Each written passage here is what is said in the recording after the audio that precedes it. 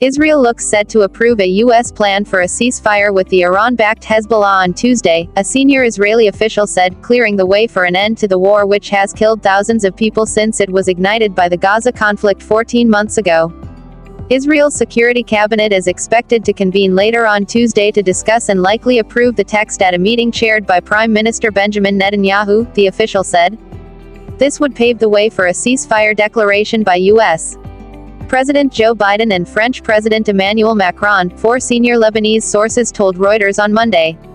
In Washington, White House National Security spokesperson John Kirby said on Monday, "We're close but nothing is done until everything is done."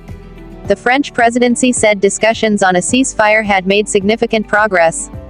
Advertisement scroll to continue. The agreement has already won approval in Beirut, where Lebanon's deputy parliament speaker official told Reuters on Monday there were no serious obstacles left to start implementing it, unless Netanyahu changed his mind. Netanyahu's office declined on Monday to comment on reports that Israel and Lebanon had agreed to the text of a deal. Hezbollah, seen as a terrorist group by Washington, has endorsed its ally parliament speaker Nabi Berri to negotiate. The plan requires Israeli troops to withdraw from South Lebanon and Lebanese army troops to deploy in the border region, a Hezbollah stronghold, within 60 days, Elias Bo Saab, Lebanon's deputy parliament speaker, and a second Israeli official told Reuters.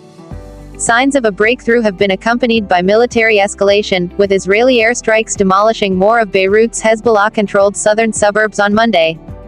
The destruction across wide areas of Lebanon brings into focus a huge reconstruction bill awaiting cash-strapped Lebanon, with more than 1 million people displaced.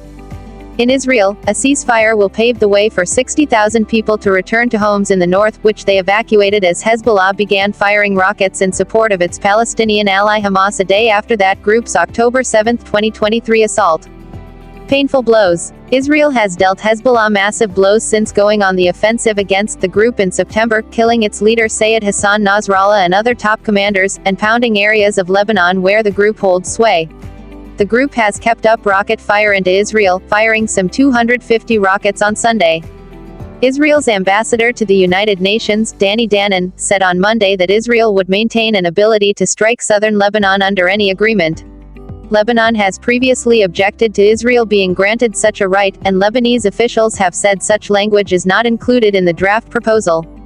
Israel would be able to strike against imminent threats only, the second Israeli official said.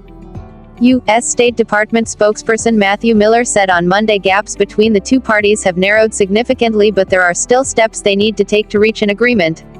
Oftentimes the very last stages of an agreement are the most difficult because the hardest issues are left to the end, he said. We are pushing as hard as we can. In Beirut, Bo Saab told Reuters on Monday there were no serious obstacles left to start implementing a U.S. proposed ceasefire with Israel, unless Netanyahu changes his mind. Over the past year, more than 3,750 people have been killed and over 1 million have been forced from their homes, according to Lebanon's health ministry, which does not distinguish between civilians and combatants in its figures. Hezbollah strikes have killed 45 civilians in northern Israel and the Israeli-occupied Golan Heights. At least 73 Israeli soldiers have been killed in northern Israel, the Golan Heights, and in combat in southern Lebanon, according to Israeli authorities. Biden's administration, which leaves office in January, has emphasized diplomacy to end the Lebanon conflict, even as all negotiations to halt the parallel war in Gaza are frozen. U.S. Middle East envoy Brett McGurk will be in Saudi Arabia on Tuesday to discuss using a potential Lebanon ceasefire as a catalyst for a deal ending hostilities in Gaza, the White House said. Diplomacy over Lebanon has focused on restoring a ceasefire based on UN Security Council Resolution 1701, which ended the last major war between Hezbollah and Israel in 2006.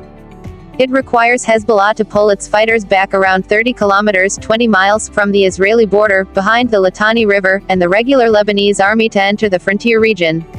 Israel has long complained that 1701 was never properly implemented, pointing to the presence of Hezbollah fighters and weapons at the border.